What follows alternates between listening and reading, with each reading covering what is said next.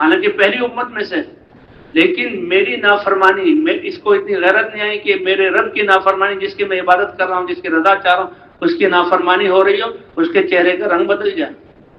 اللہ نے تو حضرت مولانا خورشید صاحب کا بہت ہی خوبصورت نہایت ہی قیمتی بیان ہے، سن کر آخر تک سن کر جائیں، اور چینل کو بھی فالو کریں تاکہ ایسے مزید بیانات آپ لوگوں کو مل سکیں۔ اس میں اللہ نے آنکھیں دی دیکھنے کے لیے، اور کیا اللہ نے تمہارے لیے کان نہیں بنائے کہ تم سنتے ہو، اور ہونٹ نہیں بنائے کہ اس سے بولتے ہو، یہ زبان عطا نہیں کی؟ تو اس مٹی سے بنے ہوئے جسم میں اللہ نے اتنی صلاحیتیں دی ہیں، یہ دماغ کیا کیا تدبیریں کرتا ہے، اور یہ انسان اس کو ہاتھ ایسے دیے کہ یہ لکھتا ہے۔ جانوروں کو اپنا گھونسلہ، اپنا گھر اور اپنی رہائش گاہ بنانے کے لیے صلاحیت دی، لیکن لکھنے کی صفت اللہ تعالیٰ نے اس انسان کو عطا فرمائی، بولنے کی صفت اللہ تعالیٰ نے اس انسان کو عطا فرمائی، اور عقل سے اللہ تعالیٰ نے اس انسان کو نوازا ہے، اور کائنات میں اشرف المخلوقات اللہ تعالیٰ نے اس انسان کو بنایا ہے۔ لیکن جس کے جسم سے یہ سارے جو اعمال بڑے بڑے، جس سے یہ دنیا کو اللہ نے مسخر کیا اور یہ دنیا کے نظام کو چلا رہا ہے، اس کا دار و مدار اللہ کے ایک امر پر ہے، اور اس کا نام ہے روح۔ قل الروح من امر ربی۔ یہ جسم اور اس کی ایک ایک نعمت انمول نعمتیں اور بے شمار نعمتیں اللہ نے عطا فرمائی۔ سر کے بال، یہ پیشانی کی خوبصورتی، یہ بھویں اور ابرو اور آنکھوں کے ڈیلے، اور یہ رخسار، اور یہ ناک کا بانسا، اور یہ سونگنے کی قوت، اور یہ ہونٹ، اور یہ چہرہ اللہ نے عطا فرمایا، اور یہ کھڑا ہوا جسم اللہ نے عطا فرمایا، اور پھر میں وہ صلاحیتیں دی جو دوسری مخلوق کو نہیں دی، لیکن ان سب کا کام کرنا اللہ کے امر روح کی وجہ سے۔ آپ بتا دیجئے اے انسانوں، یہ جسم بھی اللہ کا، یہ خوبصورتی حسن بھی اللہ کی دی ہوئی، یہ نظام بھی اللہ چلا رہے، اور تمہارے ان کارناموں کا تم سے صادر ہونا جس پر تم فخر کرتے ہو، یہ اللہ کے امر کی وجہ سے ہے، اس کا نام ہے روح۔ روح ہے تو جسم جسم ہے، روح ہے تو انسان انسان ہے، روح ہے تو اس سے یہ ساری چیزیں صادر ہو رہی ہیں۔ اللہ اپنے امر روح کو نکال دیں تو یہی خوبصورت جسم بجائے دیکھ کر خوشی ہونے کے اور اس کی طرف دل کے مائل ہونے کے ایسا بن جائے گا کہ اپنے بچے اور بیوی اور گھر والے اور دوست اس سے ہیبت کھائیں گے۔ پھر یہ ایک جو ہے ناگوار شکل بن جائے گی، اور یہ بدبو کا مجموعہ بن جائے گا، اور تعفن اس سے اٹھے گا، ایسا تعفن کہ لوگ برداشت نہ کر سکے اللہ کے امر کے نکل جانے کی وجہ سے۔ تو اسی طرح اللہ کا دین اللہ کے پسندیدہ اوامر کا مجموعہ ہے، جو اللہ کو پسند ہے۔ اپنی پسند کو اللہ نے احکام بنا کر اور اس کا مجموعہ انسان کو عطا فرمایا۔ اللہ اکبر! اسی لیے تو اللہ احسان جتلا رہے ہیں، الیوم اکملت لکم دینکم، تمہارا طریقہ زندگی جو میرے احکام کا مجموعہ ہے وہ پورا کر دیا۔ تمہاری زندگی کے شعبوں میں سے کوئی شعبہ اور کوئی حال ایسا نہیں ہے جس کو میں نے اپنے امر کے ساتھ مزین نہ کر دیا۔ وَأَتْمَمْتُ عَلَيْكُمْ نِعْمَتِي، اور اللہ فرماتے ہیں میں نے اپنا احسان پورا کر دیا۔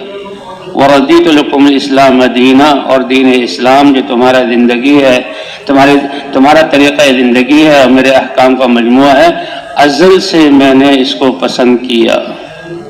یہ بات کی پسند نہیں ہے، ازل سے پسند کیا۔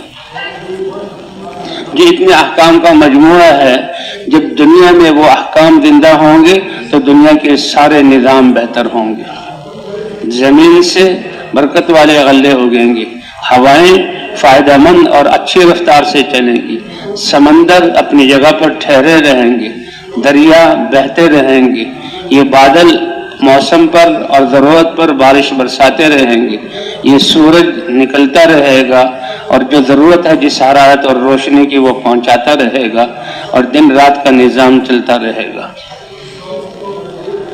لیکن اللہ کا دین اس کائنات سے نکل جائے تو پھر یہ دنیا بھی اس میں تعفن اور فساد اور جو ہے خرابی پیدا ہو جائے گی.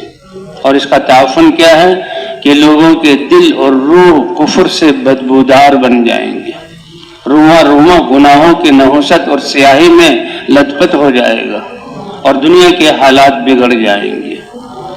سمندر بے قابو، ہوائیں بے قابو، بارش بے وقت میں، زمین سے غلے اگنے کا یہاں قحط کا پڑ جانا اور پھر آپس میں دلوں کا پھٹ جانا اور زندگیوں میں ویرانی کا آ جانا. انسان حیران ہوگا.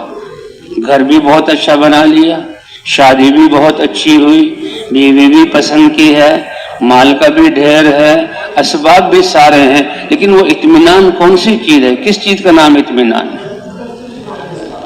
کیونکہ اطمینان دینے والی ذات کون سی ہے؟ اللہ کی ہے. چیزوں کو بنانے والے اللہ اور چیزوں میں تاثیر رکھنے والے اللہ اور اس تاثیر کو ظاہر کرنے والے بھی اللہ. چیزیں آزاد نہیں ہیں. اللہ نے ساری مخلوق بنائی اور ساری مخلوق اللہ کے حکم کے ساتھ جکڑی ہوئی ہے. کوئی چیز آزاد نہیں ہے. انسان نے کوئی چیز بنائی اور اس کو بیچ دی، لینے والا لے گیا. اب اس کا کوئی اختیار نہیں، اس کو پتہ بھی نہیں. لیکن اللہ کا اپنی ساری کائنات اور مخلوقات پر یعنی قابو ہے اور قدرت ہے اور اللہ کے علم میں ہے. ان اللہ قد احاط بكل شيء علما. اور اللہ کے امر کے بغیر کوئی چیز ایک جگہ سے دوسری جگہ ہل نہیں سکتی. تو یہ دین جب عوامر کا مجموعہ ہے، یہ دین نہ رہے تو پھر دنیا میں تعفن کیا ہوگا؟ کفر اور شرک کی بدبوئیں اور سیاہیاں ہوں گی اور دل ویران ہوں گے اور نعمتیں کاٹ کھانے کو آئیں گی اور انسان دشمنی والی زندگی گزاریں گے، لڑائیاں ہوں گی، خون ریزی ہوگی. لیکن اللہ ارحم الراحمین ہے، اللہ رب العالمین ہے. انسانوں کے دلوں کا یقین بگڑ جائے اور اللہ کے اوامر اس کی زندگی سے نکل جائیں، اس کے لیے اللہ نے پھر نبیوں کو ہدایت والی محنت دے کر بھیجا ہے تاکہ یہ دین زندہ ہو. اللہ کا امر ایک امر روح باقی ہے تو بادشاہ بادشاہت کر رہا ہے، وزیر وزارت چلا رہا ہے، انجینئر اپنی انجینئرنگ کر رہا ہے، یہ ڈاکٹر اپنا طب اور علاج کر رہا ہے، تاجر تجارت کر رہا ہے، ذمہ دارہ کر رہا ہے کہ اللہ کا ایک امر باقی ہے. اور جب اللہ کا دین سارے عوامر زندہ ہو جائیں تو دنیا امن کا گہوارہ بنتی ہے، امن کا گہوارہ بنتی ہے. اللہ کی طرف سے نعمتوں کی بارش ہوتی ہے، برکتیں اترتی ہیں، رحمتیں اترتی ہیں، بھائی چارے والی زندگی آتی ہے.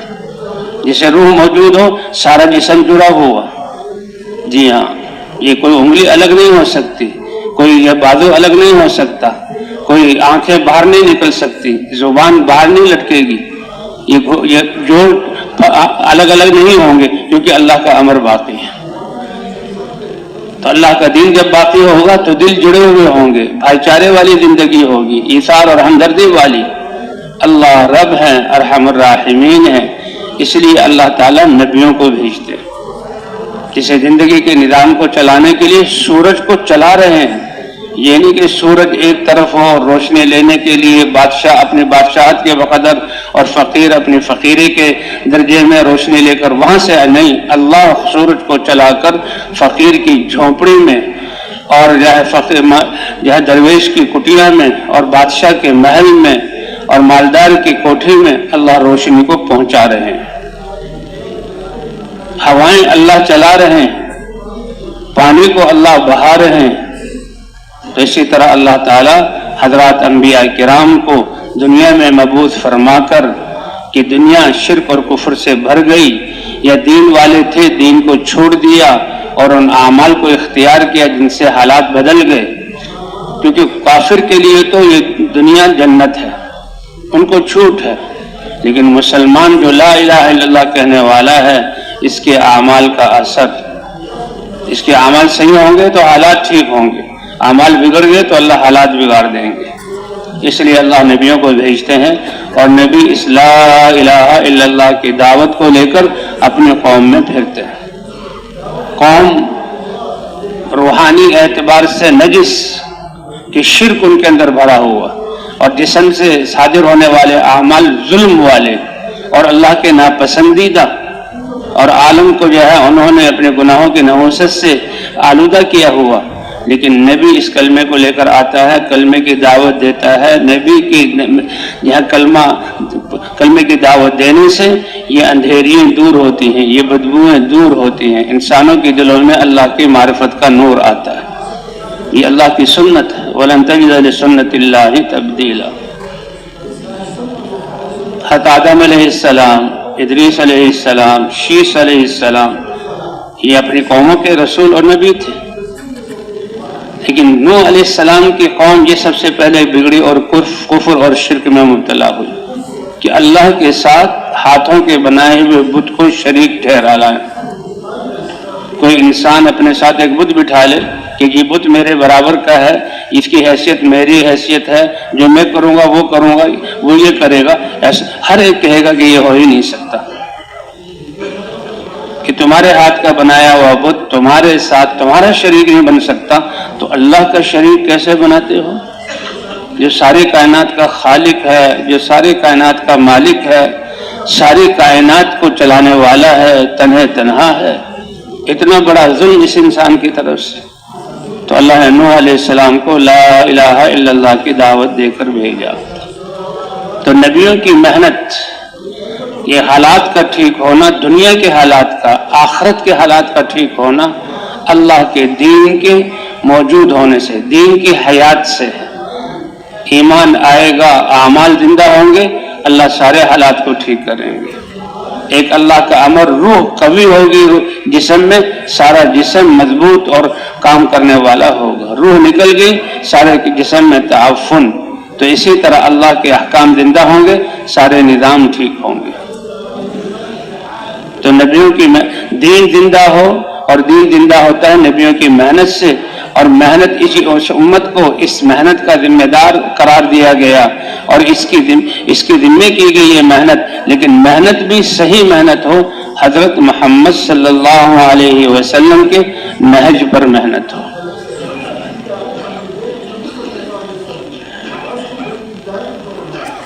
اگر محنت صحیح نہ ہوئی تو پھر بھی مسلمانوں کے پاس چاہے ساری دنیا کی بادشاہتیں آ جائیں اور سارے اسباب ان کو میں، سارے کھیت ان کے، سارے کارخانے ان کے، سارے عہدے ان کے پاس، لیکن طریقہ زندگی ٹھیک نہیں ہے اور دین کی محنت نہیں ہے، تو جو خالی ہاتھ ہوتے ہوئے ان کے حالات تھے پریشانی کے، اور وہ یہ سمجھتے تھے کہ اسباب اور عہدے اور مناصب ہمارے پاس نہیں، ہتھیار اور فوج ہمارے پاس نہیں، اس ایٹم بم ہمارے پاس نہیں، اس لیے حالات خراب ہیں۔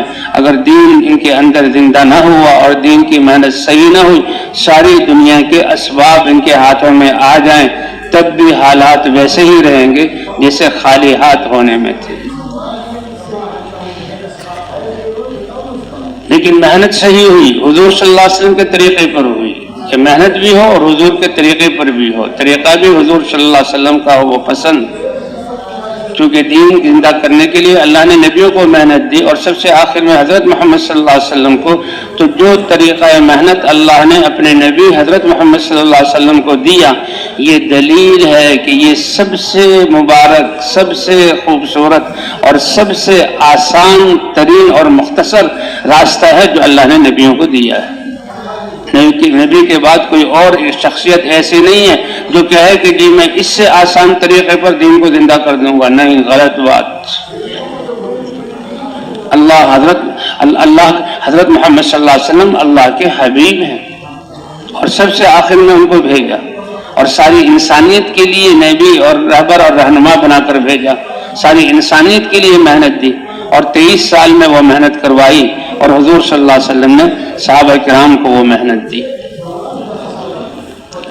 کہ 1,24,000 انبیاء آئے، اور نبیوں نے آ کر سب سے پہلے لا الہ الا اللہ کی دعوت دے کر اللہ کے یقین کو اور اللہ کی محبت اور تأثر کو دلوں میں بٹھایا۔ یہ کلمہ لا الہ الا اللہ کی معرفت والا کلمہ ہے کہ اس یقین کے ساتھ اللہ سے جان پہچان ہوتی ہے۔ اللہ فرماتے ہیں میں اشارت سے زیادہ قریب ہوں، مجھے پکارو میں تمہاری دعا کو قبول کروں گا۔ تو جس طرح اللہ شارک سے زیادہ قریب ہیں اور دعا قبول فرماتے ہیں، تو کامیابی بھی اللہ نے انسان سے شارک سے زیادہ قریب کی ہے کہ اپنے دل کے یقین کو ٹھیک کر لو اور جسم سے صادر ہونے والے اعمال کو ٹھیک کر لو، اللہ دنیا اور آخرت میں کامیاب کر دیں گے۔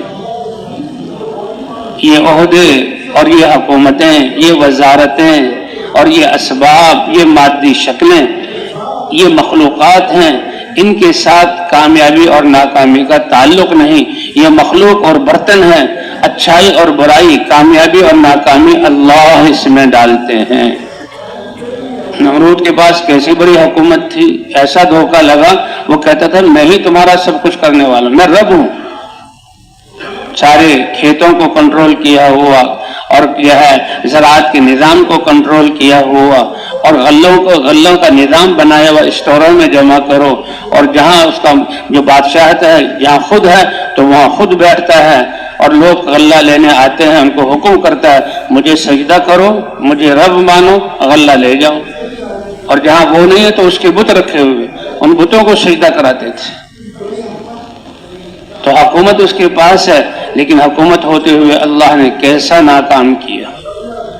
اس نے کتنی بڑی اسکیم کی کہ ابراہیم علیہ السلام کے لیے مدتوں ایک وادی کو ایندھن سے بھرا اور پھر اس میں آگ لگائی، اور آگ کا یہ حال تھا کہ خود قریب جا کر ہاتھوں کے ذریعے ابراہیم علیہ السلام کو اس کے اندر نہیں ڈال سکتے تھے کیونکہ خود جلتے تھے، اس لیے شیطان آیا اور شیطان نے منجنیق جیسا آلہ کہ اس کو اس میں بٹھا کر اور جھٹکے سے بیچ میں ڈالو، وہ انہوں نے بنایا اور ابراہیم علیہ السلام کو اس میں باندھ کر جو ہے اس میں بٹھا دیا، اور بس اشارہ ہو اور جھٹکے سے جو ہے اس کو کھینچا جائے اور پھر وہ ابراہیم علیہ السلام بیچ میں گر جائیں۔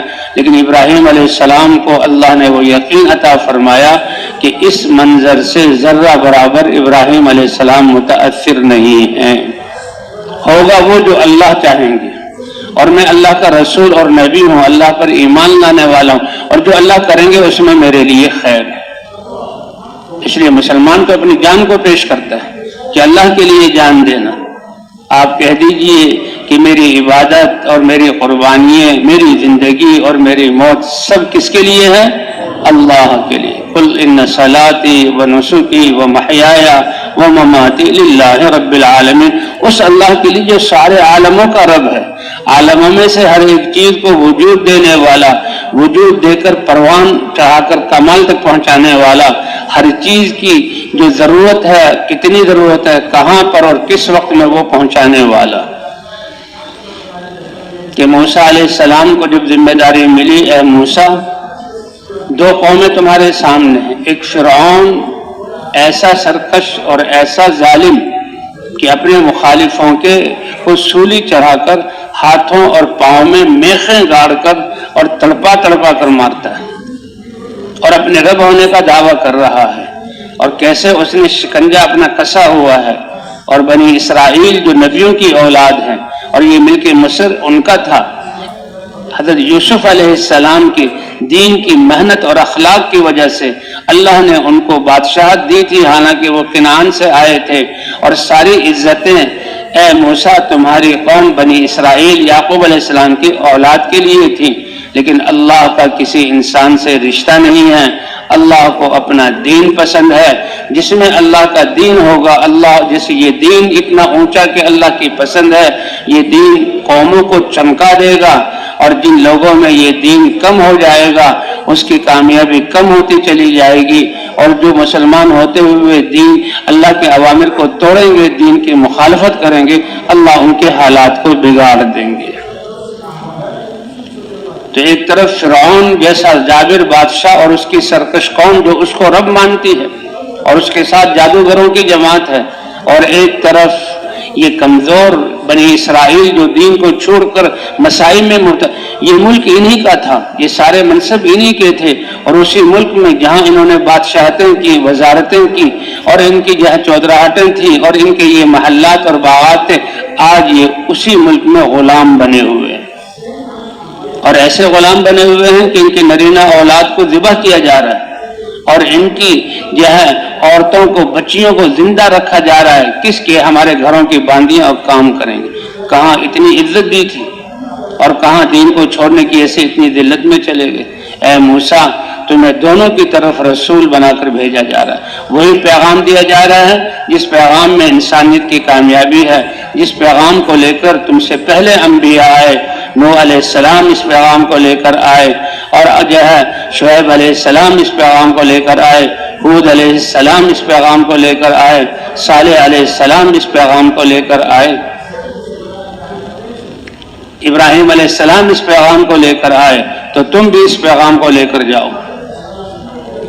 تو موسیٰ علیہ السلام اتنی بڑی ذمہ داری، ایسی دو بگڑی ہوئی قوموں کو اللہ کی طرف بلانا، یہ تو ہر وقت لگنا پڑے گا۔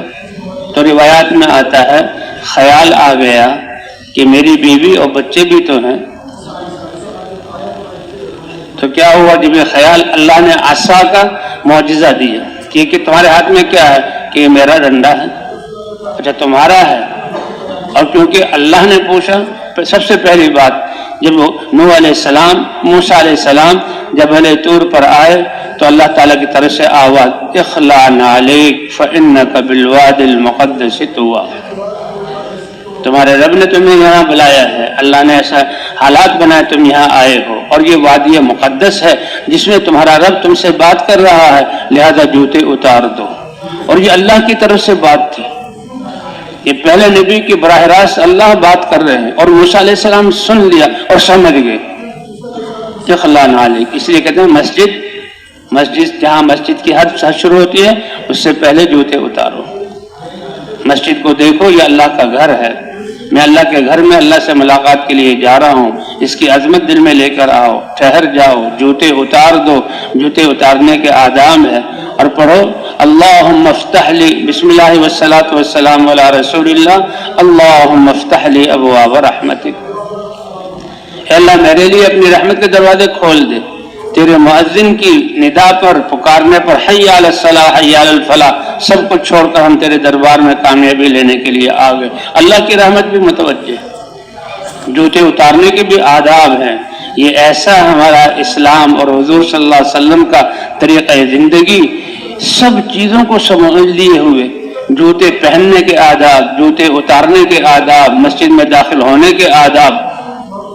ایک اسرائیلی اور یہودی بطور مذاق کے کہ تمہارے نبی تو تمہیں جو استنجا کرنے کا طریقہ بھی سکھاتے، کہاں بیت الخلاء میں داخل کیسے ہونا، بیٹھنا کیسے ہے، کون سے ہاتھ سے استنجا کرنا ہے، پانی استعمال کر کے کیسے پاکی حاصل کرنی ہے، ڈھیلے کیسے استعمال کرنے، یہ ایک ایک چیز اللہ کے نبی نے اس امت کو بتلائی ہے۔ اللہ اکبر۔ تو موسیٰ علیہ السلام تو اللہ کیا، اے موسیٰ یہ کیا، جب دیکھا اللہ بات کر رہے ہیں تو جواب تو یہ تھا کہ یہ ڈنڈا ہے، لیکن اللہ سے ہم کلامی کی مجلس جلدی ختم نہ ہو جائے، بات کو لمبا کیا، ہی عصایا، اے اللہ یہ میرا ڈنڈا ہے، اتوکؤ علیہا، اس پر میں سہارا لیتا ہوں۔ جیسے چرواہا بکری چراتے تو وہ بیٹھے گا تو اٹھنے میں دیر ہو جائے گی، بکری دائیں بائیں چلی گئی تو بہت دیر لگے گی، تو وہ سہارا لگا کر کھڑا تھا، اتوکؤ علیہ واحش بہا علی غنمی، بکریوں کو ہانکتا ہوں اور پتے جھاڑتا ہوں، ولی فیہا مآرب اخری، اور اس میں میرے اور بھی بہت سارے فائدے۔ اللہ تعالیٰ نے فرمایا اچھا یہ تمہارا ڈنڈا ہے، 10-12 سال تک تمہارے ساتھ رہا، اس میں سے تم نے بکریاں چرائیں اور تمہیں اس کی مزدوری ملی، اور تم کہہ رہے ہو میرا ہے۔ القیہا یا موسیٰ، جب تمہیں اتنا فائدہ مند ہے تو میں رب اور تمہارا الہ ہوں، القیہا میرے حکم سے اس کو ڈال دو۔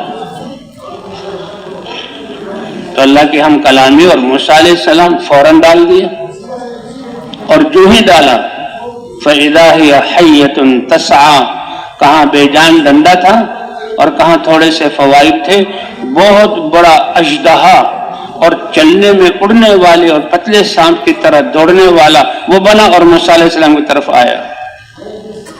تو موسیٰ علیہ السلام بشری تقاضے کی وجہ سے ڈر گئے اور پیچھے ہٹنے لگے۔ اے موسیٰ تم نے کہا تھا یہ بے جان عصا ہے، یہ میرے فائدے والا ہے، میری ملکیت ہے، اور مجھے اس میں یہ فائدے ہیں، اب دیکھو ہم نے اپنی قدرت سے سانپ بنایا، تم پیچھے ہٹنے لگے کہ لا تخف، تم ڈرو نہیں، خودھا، اس کو پکڑ لو میرے حکم سے۔ تو موسیٰ علیہ السلام اللہ کے امر سے پکڑا، موسیٰ علیہ السلام کے پوروے لگتے ہی پھر وہ عصا بن گیا۔ خذھا ولا تخف، اے موسیٰ یہ پہلے تمہارے ہاتھ میں ڈنڈا تھا، اور اس کے وہ فائدے گنوائے کہ جس چرواہے کے، جس پہرے دار کے اور جس کام کرنے والے کے ہاتھ میں ڈنڈا ہوگا اس کے لیے، سب کے لیے فائدے ہوں گے، لیکن تم نے میرے امر پر اس کو ڈالنا سیکھ لیا اور ڈالا، اور میرے امر پر پکڑا، ڈالتے ہوئے تمہیں نقصان نظر آیا کہ سانپ بن گیا، اور جب میں نے کہا پکڑ لو تو پھر تمہیں فائدہ دینے والا بن گیا۔ تو میرے حکم پر اس کو ڈالنا اور میرے حکم پر اس کو پکڑنا اب یہ تمہارے لیے ایک معجزہ بن گیا، اس سے میں تمہارے اس کے ڈالنے پر اور پکڑنے پر وہ اپنے قدرت کے مظاہر دکھلاؤں گا کہ دنیا اس سے عاجز ہوگی۔ تو یہ سبق ہے اس امت کے لیے کہ ہمارے کارخانے، ہمارے دفاتر، ہمارے یہ عہدے اور مناصب، ہمارے یہ کھیت، ہماری یہ جائیدادیں یہ وہی ہیں، اے اللہ یہ میری ہیں اور اس میں یہ فائدے ہیں۔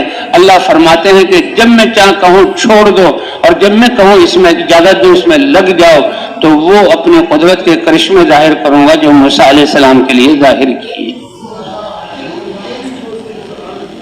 دیکھو تمہیں 5 دفعہ بلایا جائے گا، 5 اذانیں، مؤذن اذان دیتا ہے، اور یہ اذان سارے نبیوں کی دعوت کا خلاصہ ہے۔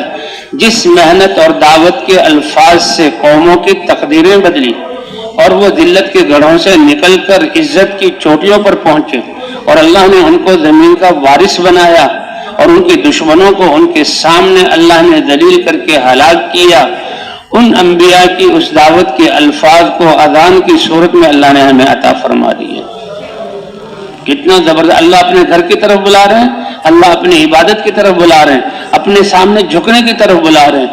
اے میرے بندو، مخلوقات کے سامنے مت جھکو، طاقت والوں کے سامنے مت جھکو، تم اسباب کے سامنے مت جھکو، یہ تو تمہارے لیے پیدا کی گئی ہیں یہ مخلوقات، تم تو اس سے عظیم ہو، تمہارے سر پر تو تاج ہے اللہ کے سامنے جھکنے کا۔ وما خلقت الجن والانس الا ليعبدون۔ تو یہ نبیوں کی جو دعوتوں، جس دعوت سے قوموں کی تقدیریں بدلی اور تاریخ آگے چلی، زمین کے وارث اور اللہ کے خلیفہ زمین میں بنے، ان سب کی دعوت کا مجموعہ اذان کی صورت میں اللہ نے ہمیں عطا فرمایا۔ اور مؤذن 5 دفعہ کہتا ہے، 5 دفعہ اذان دیتا ہے، اور ان 13 یا 15 کلمات میں اللہ اکبر اللہ اکبر 4 دفعہ شروع میں اور 2 دفعہ آخر میں، اور اشہد ان لا الہ الا اللہ، اللہ کی وحدانیت کو اور حضور صلی اللہ علیہ وسلم کی رسالت کو، اور حی علی الصلاح حی علی الفلاح، کامیابی کے لیے آ جاؤ جہاں نماز کی طرف۔ یہ کلمات، یہ نبیوں کی طاقت ایسی کہ شیطان جو انسان کے دل پر بیٹھ کر دل کو غافل کرتا ہے اور گمراہ کرتا ہے، یقین بگاڑتا ہے، ایسی طاقت۔ اور یہ شیطان جب اذان دعوت کے کلمات سنتا ہے کب بھاگتا ہے، یہ حق کی دعوت کو سن نہیں سکتا اور اس کے سامنے ٹھہر نہیں سکتا، اور اتنا بے بس ہو جاتا ہے بھاگتے ہوئے کہ وہ اپنی ریح کو بھی قابو نہیں کر سکتا، اور فضاؤں میں جہاں تک آواز ہے، آج کل لاؤڈ اسپیکر ہیں، بہت دور تک آواز جاتی ہے، تو جتنی یہ جنگلوں کی طرف چلا جائے جہاں آواز نہ آئے تو وہاں تک یہ بھاگتا ہے، یا اوپر فضاؤں میں اتنا اونچا چلا جائے کہ اذان کی آواز اس سے اوپر نہ جائے۔ تو یہ ہے دعوت کی طاقت، یہ ہے دعوت کی طاقت جو اللہ نے نبیوں کو دی۔ اور جب پھر انسان نماز شروع کرتا ہے تو آ کر دل پر بیٹھ کر پھر انسان کو غافل کر دیتا ہے۔ اس لیے توجہ حاصل کرنا کہ شروع جو اللہ اکبر، ایسی ذکر کے ذریعے سے ہمیں اللہ کی عظمت کا استحضار آ جائے کہ اللہ اکبر کہنے سے لے کر اور سلام پھیرنے تک اللہ کی عظمت کے علاوہ انسان کے دل میں کوئی اور ہی خیال نہ ہو۔ کیونکہ ہاتھ اٹھانے کا مطلب کیا ہے؟ اللہ ہماری نمازوں کو ایسا بنا دے کہ دنیا کو چھوڑ کر آئے اور اللہ کے گھر میں آئے ہتھیار پہن کر آئے۔ وضو مومن کا ہتھیار ہے، وضو مومن کا ہتھیار ہے، اور وضو مومن کی زینت ہے کہ نماز پڑھنی ہے اللہ کا فریضہ، اور اللہ کا انعام کب سے شروع ہو جاتا ہے؟ کہ مسلمان نیند سے اٹھتا ہے اور اٹھنے کی دعا پڑھتا ہے اور پھر یہ جو ہے وضو کی طرف استنجا کرتا ہے اور پھر بسم اللہ پڑھ کے وضو کرتا ہے. اس نے وضو کرنا شروع کیا, ہاتھ دھوئے تو ہاتھ کے گناہ جھڑ گئے, سیاہی اور بدبو ختم اور ہاتھوں میں نور آ گیا. چہرے کو دھویا تو ناک اور آنکھ اور کان کے گناہ تھے وہ جھڑنے شروع ہو گئے, اس کی سیاہی بدبو اور دور ہونا شروع ہو گئی, بلکہ اس کا نور اور چمک اس کے چہرے پر آ گئی. کیوں؟ اللہ کے دربار میں جانا ہے. ہاتھوں کو دھویا تو ہاتھ چمکیں گے, پاؤں کو دھویا تو پاؤں کے گناہ معاف, جس گناہ کی طرف چلا ہے. اسی لیے حضور صلی اللہ علیہ وسلم سے صحابہ نے پوچھا, یا رسول اللہ عرب خرب انسانوں اور 2 لاکھ نبیوں کی امتوں میں آپ اپنی امت کو کیسے پہچانیں گے؟ آپ نے فرمایا, دیکھو ایک بہت بڑا میدان اور اس میں سیاہ اور مشکی قسم کے گھوڑے ہوں اور کچھ گھوڑے ایسے ہوں جن کا چہرہ اور ہاتھ, چاروں ہاتھ چمک رہے ہوں, سفید ہوں. ایسے گھوڑے پنچ کلیان اس کو کہتے ہیں. کیا وہ اپنے گھوڑے کو پہچان نہیں لے گا؟ کیا اس کو اپنے گھوڑے کے پہچاننے میں کوئی دقت ہوگی؟ کیسی زبردست مثال دی. ہر دیہاتی اور ہر شہری, ہر ان پڑھ اور ہر لکھے پڑھے, ہر چھوٹے اور بڑے کو سمجھ میں آ جائے. سب نے کہا یا رسول اللہ پہچان لے گا.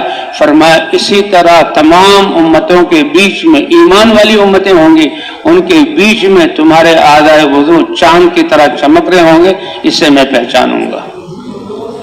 اس لیے کہتے ہیں وضو مومن کا زیور ہے, وضو مومن کا ہتھیار ہے. یہ پاک ہو گیا. ایک صحابی نے کہا یا رسول اللہ فقر و فاقہ اور تنگی ہے, کیا کروں؟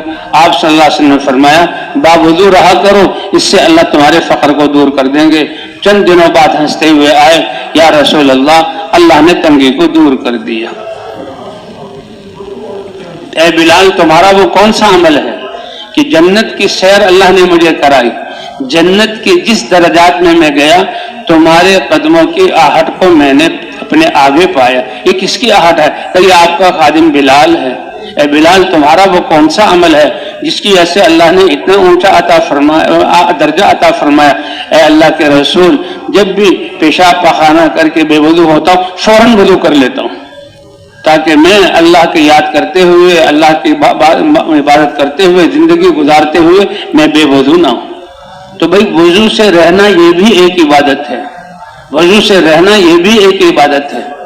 اس لیے کہتے ہیں کہ جو سوتے ہوئے پیشاب پخانہ کیا اور وضو کر کے دعائیں پڑھتے ہوئے سو گیا, گہری نیند آ گئی, رات کو اس کی آنکھ کھولی, آنکھ کھلتے ہی تو بھائی یہ نیند اللہ نے دی تھی, آنکھ اللہ کے امر سے کھولی, یہ ایمان والا ہے, اس کے دل و دماغ اور میں تو رچا بسا ہے اللہ کی ذات. فوراً اللہ سے مانگا, کا وضو کر کے سویا تھا, گہری نیند میں سویا, اچانک آنکھ کھولی اور اللہ پر ایمان والا, محبت والا ہے, فوراً اللہ سے دنیا آخرت کی کوئی چیز مانگی, سوال کیا. حضور فرماتے ہیں کہ اللہ اس کی اس دعا کو قبول کر لیں گے. یہ دین ہے اللہ کی, یہ عطا ہے اللہ کی. اللہ کے اوامر نبی کی اداؤں پر اللہ دنیا آخرت میں دیں گے. اب یہ مسلمان نماز کی طرف چلتا ہے تو ہر قدم پر اس کو ایک نیکی ملتی ہے, ایک گناہ معاف ہوتا ہے, ایک درجہ بلند ہوتا ہے. کون سے کارخانے والے ایسے ہیں, کون سے جو ہے کمپنیوں والے ایسے ہیں, کون سے حکومتوں والے ایسے ہیں, اپنے دفاتر میں آنے والوں کے قدم کو بھی کہتے ہیں گنو تاکہ ہم اس کے پیسے دیں. کیونکہ دنیا میں اس کا تصور ہے. جو غبار آپ کے جسم پر پڑا ہے اس غبار کا بھی بدلہ دیں, اس کا تصور ہے. وہ تو کہتے ہیں وقت پہ پہنچو, پہلے آؤ, خوب اپنے آپ کو کام میں لگاؤ اور تھکا دو اپنے آپ کو, اور تنخواہ ہم نپی تلی دیں گے. اور اللہ فرماتا ہے تم آؤ, ہم اپنے دینے کے دہانے تمہارے لیے کھول دیں گے.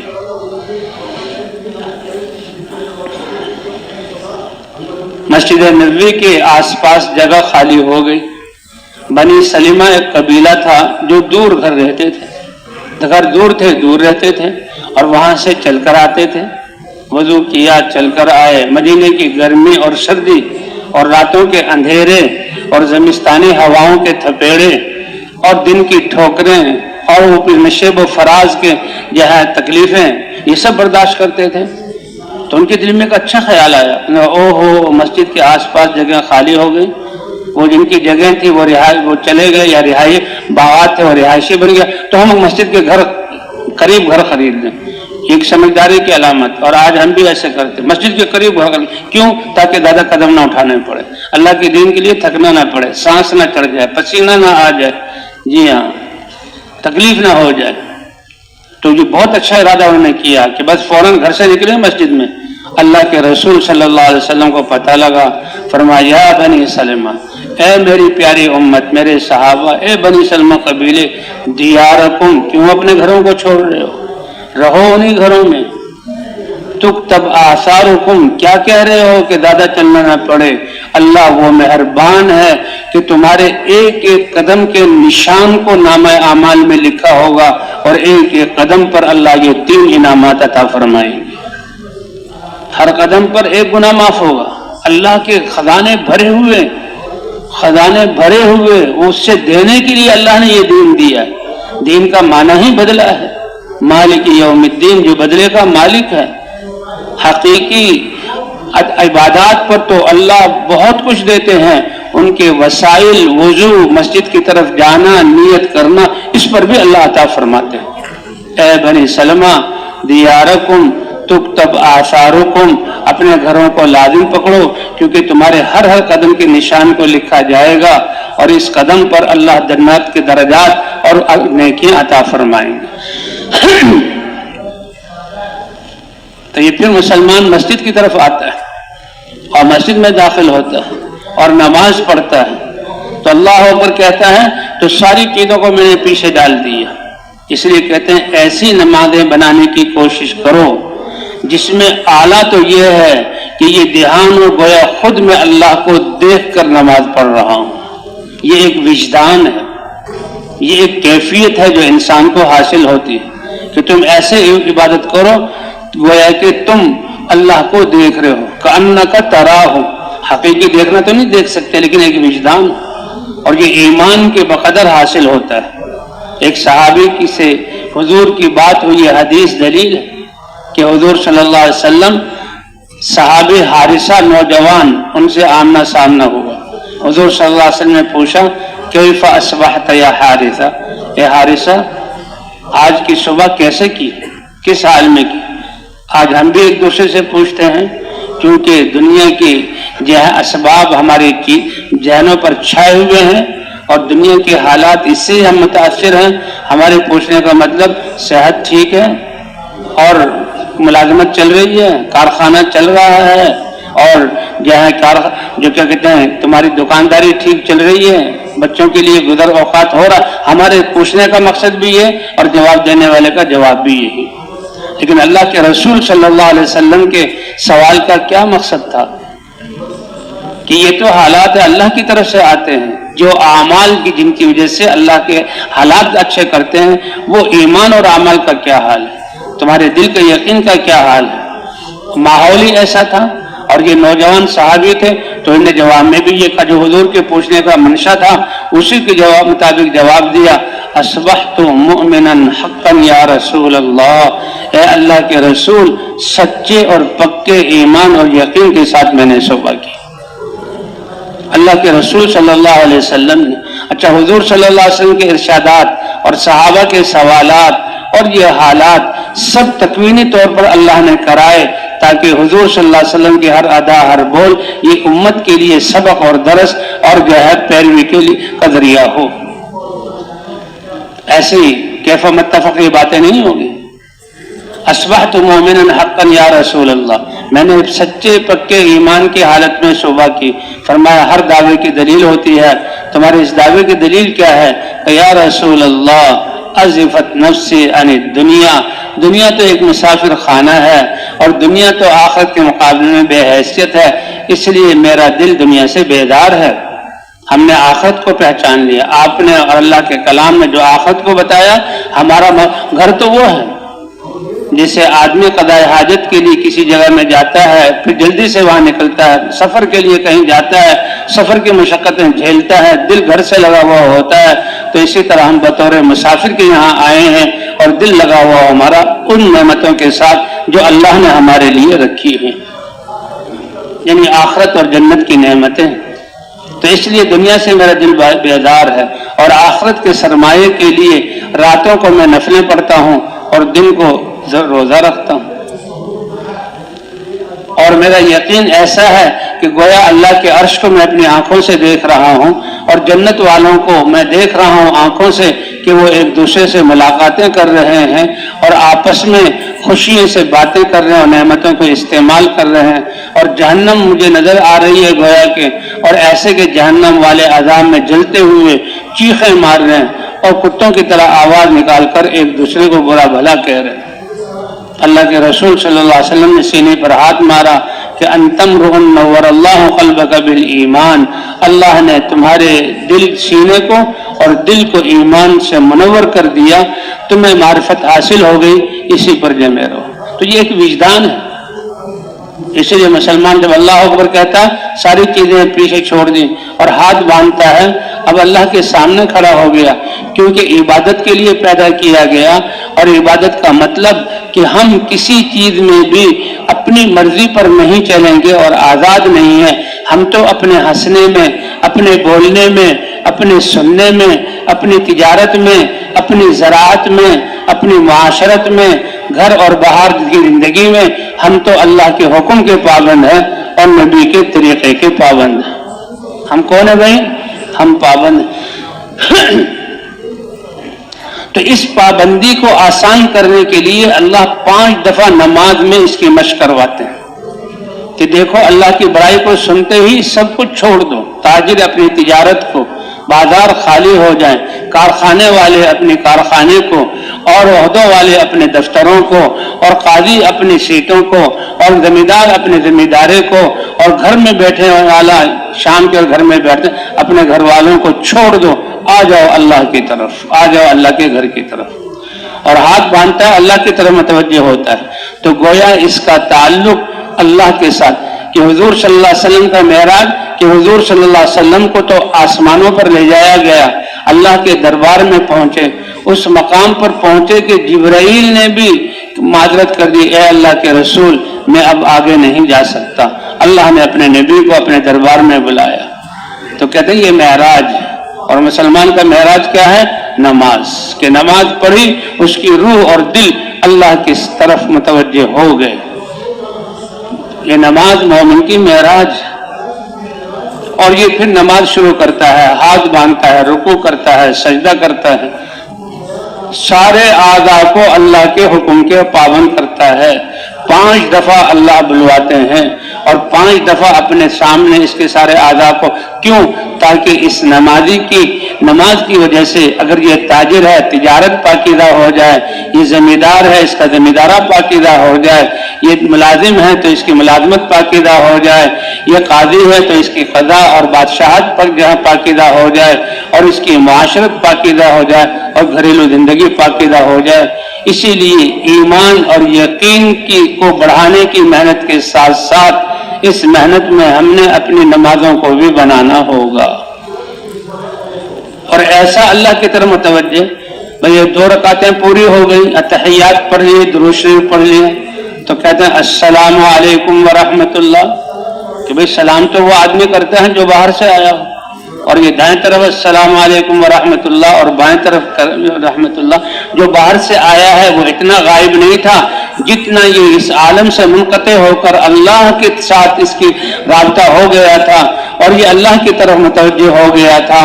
تو جسم اور دل اور دماغ سب کے ساتھ اب یہ گویا دنیا میں نماز پوری ہو گئی، اب یہ دنیا میں آیا ہے، تو دائیں طرف والے فرشتوں کو اور دائیں طرف والے نمازیوں اور انسانوں کو سلام کرتا ہے، اور بائیں طرف والوں کو۔ تو ایسی نماز اللہ ہماری بنا دے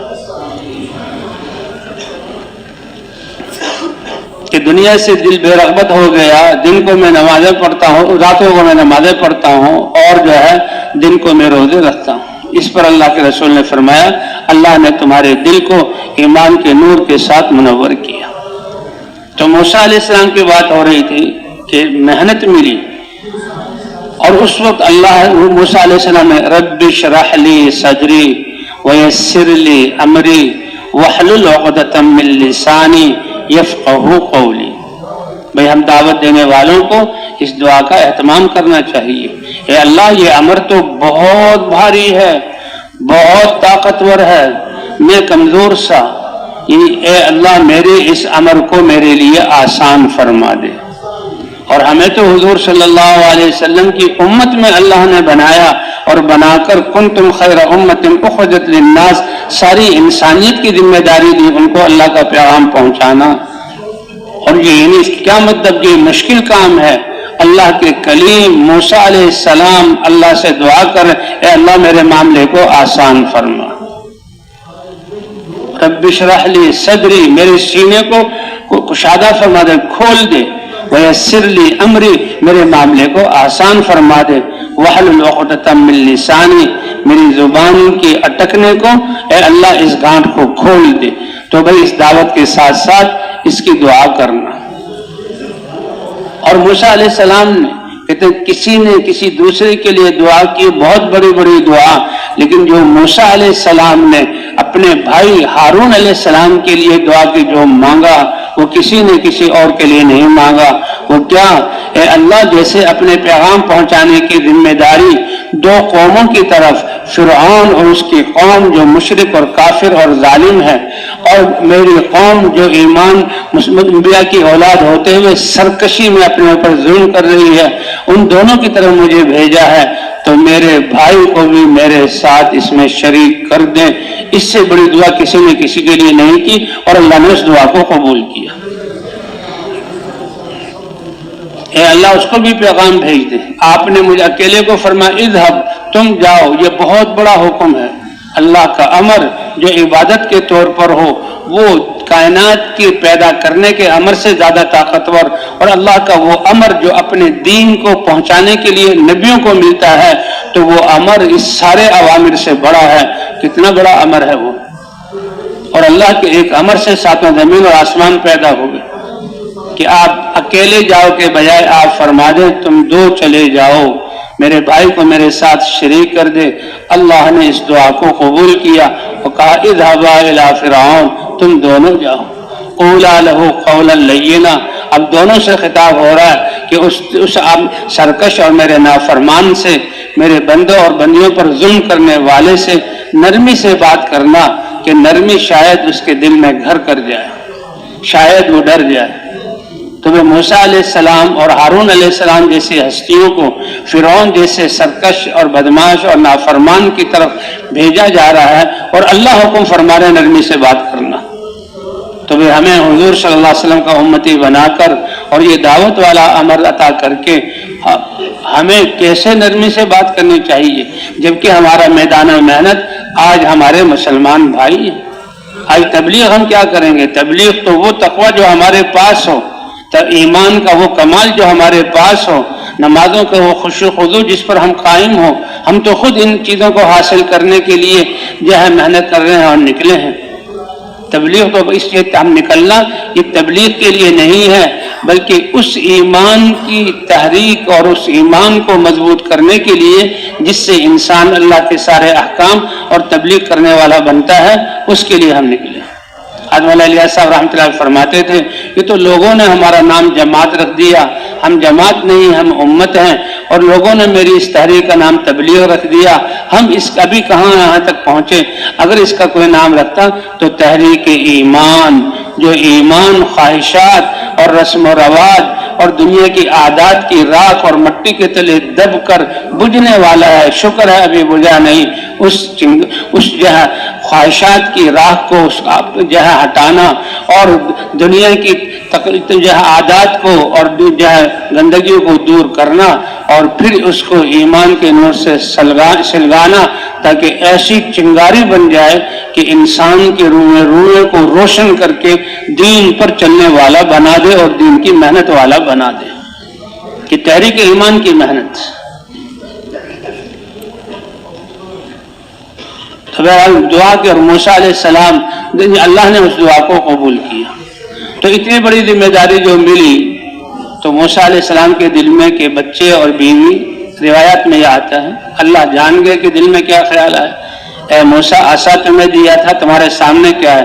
کہ جی ایک چٹان ہے، اس پر اپنا عصا مارو. عصا کو مارا، وہ چٹان ٹوٹی. کیا ہوا کہ چٹان کے اندر سے ایک اور پتھر نکلا، ایک اور چھوٹی چٹان.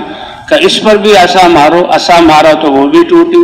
اور ایک اور پتھر نکلا. کیا ہوا کہ جی ایک اور پتھر نکلا ہے, کہا اس کو بھی مارو. تیسرے چٹان کو جب مارا, اے موسیٰ کیا, اے اللہ ایک خول تھا اس کے بیچ میں, اور اس میں ایک کیڑا تھا ان تین اندھیریوں میں, اور ایک موسیٰ یہ کیڑا کیا کر رہا ہے, اے اللہ اس کے سامنے گھاس ہے اس کو کھا رہا, کہ دیکھو میں تین اندھیریوں میں بھی رزق پہنچاتا ہوں.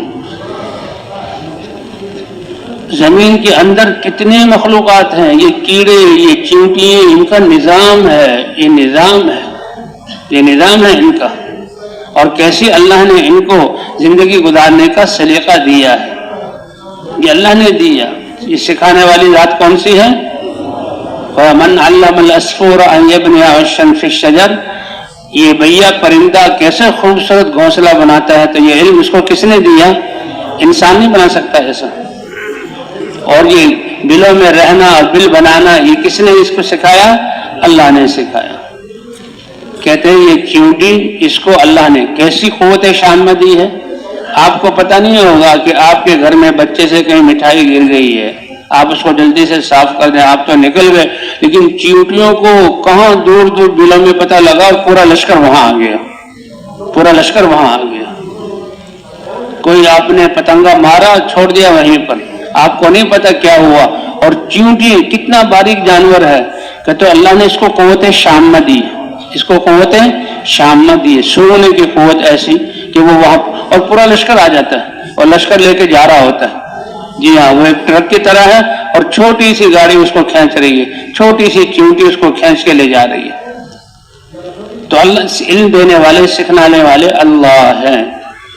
تو لکھا ہے کہ چیونٹی کو اللہ نے ایک سمجھ دی, وہ اگر چاول کے دانے کو, دال کے دانے کو یا گندم کے دانے کو لے جائے گی, تو اس دانے کو, کیونکہ اس کا بل زمین کے اندر ہے, وہاں ان کی باقاعدہ راستے ہیں, بستی ہیں, ان کے گھر ہیں, اور زمین میں نمی ہوتی ہے, تو یہ راستے بھی چیونٹی نے بنائے, گلیاں بھی چیونٹی نے بنائی, اپنے لیے اور اپنے بچوں کے لیے بھی اس نے جو گھر بنایا.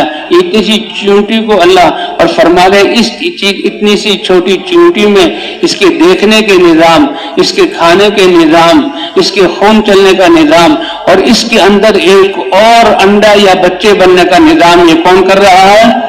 اللہ اکبر. کیا لطیف ہے اللہ تعالیٰ. اور اس کو کیا قوت شامہ دی.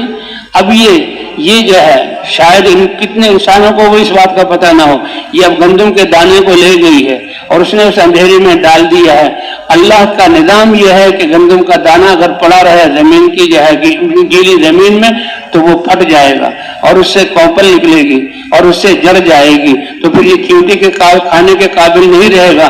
اللہ نے اس کو یہ علم سکھلایا ہے کہ جب وہ اس کو ذخیرہ بناتی ہے, تو اپنے منہ کے دندانوں سے اس چاول کو اور اس گندم کو 2 حصوں میں کر دیتی ہے. کتنے حصوں میں کر دیتی ہے؟ تو یہ کس نے سکھایا؟ اچھا, ایک بیج دھنیے کا ہے یا کس چیز کا ہے؟ وہ ایسا ہے کہ اس کو 2 کر کے بویا جائے تو وہ آدھا حصہ اس سے بھی پودا نکل آتا ہے. تو چیونٹی اس کو 4 حصوں میں کر دیتی ہے کہ آدھا حصہ ہو تو اس سے پودا نکل آئے گا. تو یہ علم کس نے دیا؟ آپ لوگوں نے اپنی یونیورسٹی میں اس کو پڑھایا, یا ایگریکلچر یونیورسٹی کے پروفیسروں نے اس کو پڑھایا, اور یہ عرب چیونٹیوں کو یہ درس کس نے دیا؟ اللہ نے دیا. سکھلانے والی ذات کون سی ہے؟ اللہ کی ہے. تو 3 اندھیریوں میں یہ کیڑا ہے, اور کیڑے کے سامنے سبز گھاس ہے, کس نے پہنچائی؟ اللہ نے. موسیٰ علیہ السلام دیکھ کر کے دیکھو, اللہ رزق دینے والے. اے موسیٰ, اتنا ہی نہیں, اس کیڑے کی تسبیح کو بھی سنو. سبح للہ ما فی السماوات و ما فی الارض. اللہ فرماتے ہیں 7 آسمان, 7 زمینیں اور ساری کائنات اللہ کی تسبیح میں لگی ہوئی ہے. اے انسان, اگر غافل ہے تو تو ہی غافل ہے, کہ تمہارا دل تو ہر وقت اللہ کی تسبیح, تقدیس, بڑائی, کبریائی اور وحدانیت سے روشن اور معمور ہونا چاہیے تھا, اور تم نے دل میں پتہ نہیں کس کس کو جگہ دے دی, اور تم زبان سے پتہ نہیں صبح سے شام تک اللہ کی دی ہوئی زبان کو چلاتے ہو. تو تمہارے بادشاہ اور تمہارے جرنیل تمہارے وزراء سب بیٹھ کر کوئی دنیا کی بات کریں اور دنیا ہی کی باتوں پہ مجلس ختم ہو جائے تو ان کی اس مجلس کی مثال ایسے ہے جیسے مرے ہوئے گدھے پر بیٹھے تھے اور اس سے اٹھ گئے، سوائے اللہ کے ذکر کے، کہ کوئی مجلس اللہ کے ذکر اور یاد سے خالی نہ جائے۔ اس لیے اللہ نے ہمیں دعوت والا کام دیا، دعوت والا کام دیا۔ تو اس لیے سبح للہ ما فی السماوات و ما فی الارض، ساری کائنات اللہ کی تسبیح میں مشغول ہے اور اللہ کی فرما برداری میں لگی ہوئی ہے۔ اب یہ کیڑا کیا کہہ رہا ہے؟ اے موسیٰ اس کی تسبیح کو بھی سنو۔ جب اللہ نے اس کی بولی موسیٰ علیہ السلام کو جو ہے سکھلا دی، جب کان لگائے اور اس کی آواز، تو سبحان من یرانی، کیا پاک ہے وہ ذات جو عرش پر ہوتے ہوئے اتنے خلاؤں اور فاصلوں کے بعد ان اندھیریوں میں بھی مجھے دیکھ رہا ہے۔ سبحان من یرانی ولا یخفی علیہ مکانی، اور میرا گھر اللہ نے 3 پتھروں کے اندر بنایا ہے، میرا گھر مخفی نہیں۔ تو غاروں کے بیچ میں، زمین کی تہوں میں جو رینگنے والے جانور ہیں، اللہ ان کو بھی جانتے ہیں، ان کی زندگی بھی چلا رہے ہیں اور ان کو بھی رزق پہنچا رہے ہیں۔ تو اپنے دین کی محنت کرنے والوں کو اللہ کیسے بھول جائیں گے؟ اور موسیٰ علیہ السلام کو یہی بتایا جا رہا ہے، اے موسیٰ کیا تسبیح کر رہا ہے؟ اے اللہ یہ کہہ رہا ہے سبحان من یرانی، پاک ہے وہ ذات جو عرش پہ ہوتے ہوئے مجھے دیکھ رہی ہے، ولا یخفی علیہ مکانی، اور اندھیروں اور پتھروں میں میرا گھر مخفی نہیں ہے، ویرزقنی ولا ینسانی، اور یہاں مجھے رزق پہنچا رہا ہے اور کبھی اللہ بھولتا نہیں ہے۔ ہمارے نظاموں میں تو کتنا بھول جاتے ہیں۔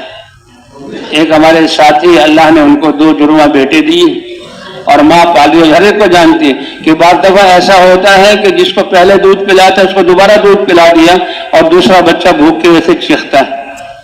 ایک ماں کو بھول ہو جاتی ہے، اور قربان جائیں اللہ سمد ہوتے ہوئے تو بتا دیا کہ پالنے والی ذات کون سی ہے؟ اللہ کی ہے۔ تو ایسے اللہ تعالیٰ نے نبیوں کو بھیجا۔ یہ عصا والے سبق سے سکھا دیا کہ تمہارے سارے اسباب ایسے ہی ہیں جیسے موسیٰ علیہ السلام کے لیے عصا، جب ان میں لگنے کا حکم ہوگا تم لگو گے، اور جب چھوڑنے کا حکم ہوگا تو چھوڑو گے۔ تو اللہ تمہارے اسباب میں اپنی قدرت کے وہ مظاہر اور وہ نظارے کروائیں گے جو موسیٰ علیہ السلام کو کروائے۔ اے موسیٰ ابھی عصا کو ساتھ لے لو، بس میرے حکم پر ڈالنا، میرے حکم پر پکڑنا۔ یہ فرعون کے سامنے آئے موسیٰ علیہ السلام، ہارون علیہ السلام، اے فرعون ظلم بند کر دو، بنی اسرائیل کو آزاد کر دو، اور ایک اللہ پر ایمان لے آؤ۔ کہ کیوں؟ کہ میں اللہ کا رسول ہوں، اللہ کا پیغام لے کر آیا ہوں، اللہ کا رسول ہوں، اللہ کا پیغام لے کر آیا ہوں۔ اب کوئی نشانی؟ عقلی دلائل تو وہ عقل کا اندھا اور دنیا کی محبت اور طاقت کے نشے میں اتنا چور تھا کہ عقلی دلائل کو نہیں سمجھ سکتا تھا۔ اس کے سر پہ ہتھوڑا مارنا، تو کوئی نشانی کہاں ہے کہ کیا؟ فوراً اللہ کے نے حکم دیا عصا پھینکو، عصا پھینکو، تیرا یہ ڈنڈا جس سے بکریوں کو چراتے تھے آج میرے حکم سے پھینکو، اور میں وہی سانپ بناؤں گا۔ تو اتنا بڑا سانپ بنا اور اتنی تیز چلا، وہ اپنے محل میں تھا اور محل میں اپنے سونے کے تخت پر تھا، اور سونے کا تاج اور ہیرے جواہرات کا تاج اس نے پہنا ہوا تھا اور پورے اپنے جوش اور جذبے میں تھا۔ لیکن اللہ کا نبی سامنے ہے، دعوت والی طاقت اس کے سامنے آئی، اللہ کے موسیٰ علیہ السلام نے اللہ کے امر پر اپنا عصا چھوڑا، وہ اتنا بڑا اژدہا بن کر دوڑا فرعون کی طرف کہ فرعون کا تو پیشاب خطا ہو گیا، وہ نہیں سنبھال سکا اپنے آپ کو اور ڈر گیا، ختم۔ تو یہ دعوت کی طاقت ہے کہ جب دعوت حق کی شروع ہوئی، اللہ نے فرعون کی اس تصرف کو بریک لگا دی، اور اگر دعوت قبول نہیں کرے گا تو یہ نیچے جائے گا۔ اتنا ڈرنا شروع ہو گیا، اتنا ڈرنا شروع ہو گیا، کیونکہ اللہ کے امر کی وجہ سے۔ اے موسیٰ دیکھا میرے حکم پر عصا کو ڈالنے سے ہم نے کس قدرت کا اظہار کیا، اور دوسرا اپنے ہاتھ کو بغل میں ڈالا اور جب نکالا تو سورج کی روشنی جیسے ماند پڑ گئی۔ جو سورج کی روشنی تھی سامنے وہ ماند اور اس کی چمک زیادہ۔ سورج کی تو اتنی روشنی کہ ہمارے یہ بلب اور ہمارے دیے اور ہمارے یہ لیمپیں سب، اور اس میں روشنی اتنی کہ سورج کی روشنی ماند پڑ گئی۔ یہ 2 نشانی۔ اے موسیٰ اب دعوت شروع کی ہے، اب فرعون کا کچھ نہیں تھی۔ اب اس کی طاقت کو جہاں بریک لگ گئی اور یہ نیچے ہی جائے گا. تو اس عصا پر اللہ نے یہ دکھلایا. بنی اسرائیل کو دعوت دی، بنی اسرائیل نے اس دعوت کو قبول کرنا شروع کیا. اے بنی اسرائیل، تم نبیوں کی اولاد ہو، تم کلمے والے ہو، اللہ کی ذات پر ایمان کو کمال تک پہنچاؤ، اللہ کی معرفت کا نور پیدا کرو، تو اللہ پر بھروسہ کرو. اور جب اللہ کی ذات پر ایمان ہے تو صبر. او بھائیو، کلمے والے کی زندگی کبھی نقصان میں ہے ہی نہیں. انسان کی دو حالتیں ہیں، انسان کی حالتیں نعمتوں اور خوشی والی ہے، اور یہ انسان کی حالتیں پریشانی اور حالات والی ہیں. اور فرمایا ایمان، تیرے ایمان کی وجہ سے تمہاری خوشی کی اور نعمتوں کی حالت بھی تمہارے لیے کمائی کا ذریعہ، اللہ کی رضا کے حاصل ہونے کا ذریعہ، اور تمہارے غموں کی، بیماری کی، دردوں کی، حالات کی، تنگی کی، یہ حالات بھی تمہاری ترقی کا ذریعہ. لیکن آج ہم اس کو بھول گئے. نعمتیں ملیں تو پھر ہم جیسا اور کون ہے، تکبر اور مستی آ جاتی ہے. اور جناب تکلیفیں آئیں تو واویلا اور مظاہرے اور جلوس اور لوگوں سے کہنا ہمارے حقوق ادا کرو، اس صبر کی طاقت کو ہم ضائع کر دیتے ہیں اور بے صبری ہم میں آ جاتی ہے. حالانکہ اللہ کے رسول کے ذریعے اللہ نے بتلا دیا، ایمان والو تمہیں کسی حال میں گھبرانے کی ضرورت نہیں. جب تم نے اللہ کی ذات پر ایمان کہ یہ کون ہے، یہ پاکستانی حکومت یہاں کے صدر کو اور یہاں کے وزیر اعلیٰ کو اور یہاں کی فوجوں کو یہ جانتا ہے اور اس پر یقین رکھتا ہے ان کے قانون کے مطابق، تو حکومت پاکستان چاہے وعدہ پورا نہ کر سکے لیکن اس کو یہ آسانیاں دے گی. تو جو اللہ پر ایمان لے آئے اور اللہ کے رسول پر ایمان لے آئے، ساری کائنات تو اللہ کی ہے، اللہ اس کو ساری عزتیں اور کامیابیاں عطا فرمائیں گے. ساری عزتیں اور کامیابی. اے میری قوم، ایمان پر میں کمال پر تک پہنچو، اور اس کمال کی وجہ سے ان تکلیفوں پر جو فرعون تمہیں دے رہا ہے صبر کرو. ان تکلیفوں پر کیا کرو؟ کب سے تمہارے بچوں کو ذبح کیا گیا، اور موسیٰ علیہ السلام بھی اس سال پیدا ہوئے تھے جس سال بچوں کو ذبح کیا جاتا تھا. وہ لوگ آ گئے، اے فرعون یہ کیا کر رہے ہو؟ تم نے سب بچوں کو، تو ان کے یہ جو جوان ہیں بوڑھے ہو کر مر جائیں گے، اور نرینہ بچے جب ذبح کر دیے وہ زندہ نہیں، ہمارے کام کون کرے گا؟ تو پھر اس نے کہا اچھا چلو 1 سال ہم بچوں کو چھوڑیں گے اور 1 سال ان کو ذبح کروائیں گے. اور بھائی اللہ تعالیٰ اس بچے کو اسی سال میں پیدا کر سکتے ہیں جس میں تم چھوڑو گے، لیکن نہیں، اللہ نے اپنی قدرت کو ظاہر کرنے کے لیے موسیٰ علیہ السلام کی پیدائش اسی سال میں کی جس سال بچوں کو ذبح کر رہے تھے. اور ماں کو حکم دیا کہ ہم نے وحی بھیجی، الہام کیا، اس بچے کو صندوق میں بند کر کے اور دریا میں چھوڑ دو، اور دیکھو ہم تمہاری آنکھوں کو ٹھنڈا کریں گے. بھئی یہ قصے ہمارے لیے، کیونکہ ہم ساری انسانیت کو اللہ کی طرف، اللہ کے دین کی طرف بلانے والے، آخرت کی دعوت دینے والے، اللہ کے احکام میں کامیابی بتلانے والے، یہ قصے اللہ نے قرآن پاک میں ذکر کی. دیکھو ایک عورت ذات ہے اور ہمارے امر کی بنیاد پر، حالانکہ وہ عورت کہ اے اللہ صندوق، اور صندوق میں بچے کو بند کروں اور بچے کو جو ہے وہ کیا کہتے ہیں دریا کے حوالے کر دوں. اور جب دریا کے حوالے کیا تو فرعون کا جو محل تھا وہ اوپر کی طرف تھا، تو یہ صندوق بجائے نیچے بہنے کے اوپر کی طرف جا رہا ہے تاکہ فرعون دیکھے تو پکڑ لے، اور ایسا ہی ہوا. لیکن اللہ کے امر پر اس عورت نے اللہ کے امر کو مقدم کیا، اپنے تجربے اور آنکھ کے دیکھنے کے حال کو پیچھے کیا، اور یہی اللہ تعالیٰ کی چاہت ہے. کہ نماز سے کیا ہوگا؟ ہاں جب نماز نہیں ہوگی تو کچھ نہیں ہوگا، لیکن جب نماز ہوگی اس کا ایک ایک سجدہ 7 زمین اور آسمان کی طاقت سے زیادہ اثر رکھے گا، جبکہ نماز ہوگی. اس لیے کہا مسلمان اس کی دوڑ تو، ملا کسے کہتے ہیں؟ ملا کو آج ہم نے ہلکا لفظ جان لیا، اللہ ہمیں معاف فرمائے. ملا جی، ملا اللہ والا، اور اس کی دوڑ کس تک؟ مسجد تک. کہ اللہ صرف ایک دروازے کا محتاج کریں گے، اللہ کے سامنے آ کر یہ مسلمان اللہ والا اللہ کے سامنے سجدہ کر لے، گڑ گڑائے، تو اللہ کسی دروازے کے سامنے جھکنے کی ذلت سے اس کو بچا لیں گے. اور اگر اس دروازے کو چھوڑ دیا، سارے دروازوں پر اس کو ماتھا ٹیکنا پڑے گا، ذلیل ہونا پڑے گا، اپنی عزت نفس کو تار تار کرنا پڑے گا، اور پھر بھی اس کا مقصود حاصل نہیں ہوگا، ذلت اسے اختیار کرے گا. ملا کی دوڑ مسجد تک. تو تو اللہ کا حکم اس عورت نے صندوق بنوایا, بچے کو اس میں ڈالا, دریا میں ڈالا اور دریا اوپر کی طرف لے گیا. اور فرعون اس وقت دریا کی سیر کر رہا تھا اپنی بالکونی سے. اس نے یہ کرشمہ دیکھا تو تیراکوں کو کہا لاؤ, اور جب وہ صندوق آیا کھولا تو موسیٰ علیہ السلام جیسا حسین بچہ فوراً اس کی زبان پر آیا, یہی وہ بچہ ہے جس کو میں تلاش کر رہا ہوں جو میری حکومت کو مٹا سکتا ہے. اس کی زبان سے کہلوا دیا, لیکن پھر بھی اللہ نے حفاظت کی. کہتے ہیں اس کی بیوی آسیہ کے دل میں ہم نے محبت ڈال دی, اور اس نے کہا تم نے ہزاروں بچے جو ہے تم نے ذبح کر دیے, وہ بچہ تو جو ہے اس کا تو وہ تو ختم ہو گیا ہوگا, اور یہ تو اتنا پیارا بچہ ہے, وہ لاولد تھا, بچہ پیدا نہیں ہوا تھا. آسیہ نے کہا ہم اس کو اپنا بچہ بنا لیں گے. اور پھر یہی بات ذریعہ بنی کہ جب موسیٰ علیہ السلام دعوت لے کر آئے, فرعون نے تو ہر دھرمی میں انکار کیا, اور آسیہ جو فرعون کی بیوی تھی وہ ایمان لے آئی. اور موسیٰ علیہ السلام کہ موسیٰ علیہ السلام یہ اللہ کے رسول ہیں اور ان کی دعوت سچ ہے, سارے کائنات کے خالق اور مالک اللہ ہیں, اور اس کی بدماشیوں کو تو میں جانتی ہوں, یہ تو بہت گندا آدمی ہے اور اس کی خدائی کا دعوت جھوٹ ہے, اس میں ایمان لے آئی. لیکن ایمان ایسی خوشبو اور ایسا عشق ہے کہ یہ چھپتا نہیں ہے, ظاہر ہو گیا. فرعون نے کہا اچھا اے آسیہ, بادشاہت میری, محل میرا, ساری آرائشیں اور یہ راحت کی شکلیں میری, اور تم ایمان لیے موسیٰ علیہ السلام کے اللہ پر, کہ جب ظاہر ہو گیا تم جھوٹے ہو اور موسیٰ علیہ السلام سچے ہیں, اور میرا اور کائنات کا رب اللہ ہے.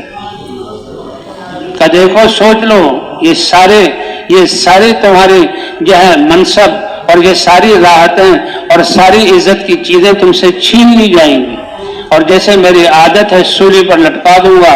کہا جو چاہے کر لو, جب ظاہر ہو گیا میں سب تکلیفیں برداشت کر سکتی ہوں, لیکن اپنے رب کی ایمان اور محبت کو اور موسیٰ علیہ السلام کی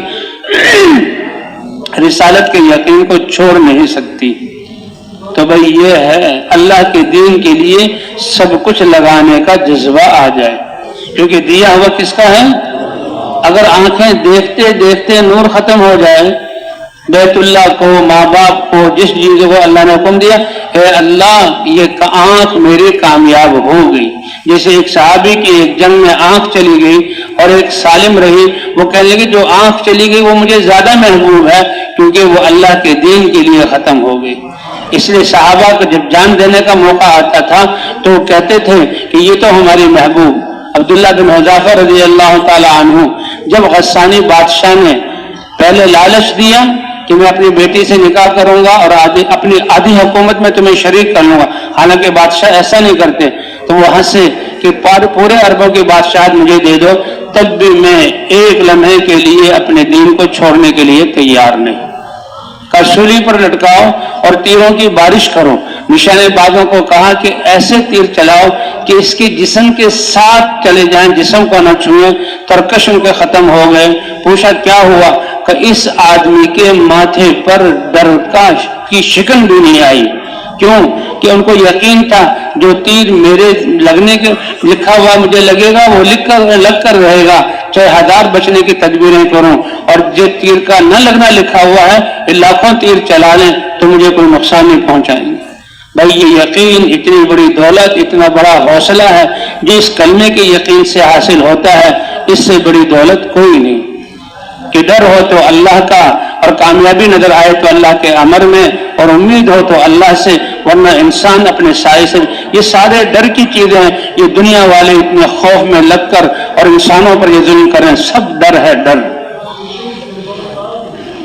کہ انسان پہلے مال و دولت اور منصب اور ان چیزوں کا اپنے آپ کو غلام بناتا ہے, اللہ کی دی ہوئی صلاحیتیں اور وقت اور زندگی کو خرچ کرتا ہے, اور جب مال جمع ہو جاتا ہے تو پھر اس کا پہرے دار بنتا ہے, اور جب دنیا سے جاتا ہے تو روتے ہوئے جاتا ہے.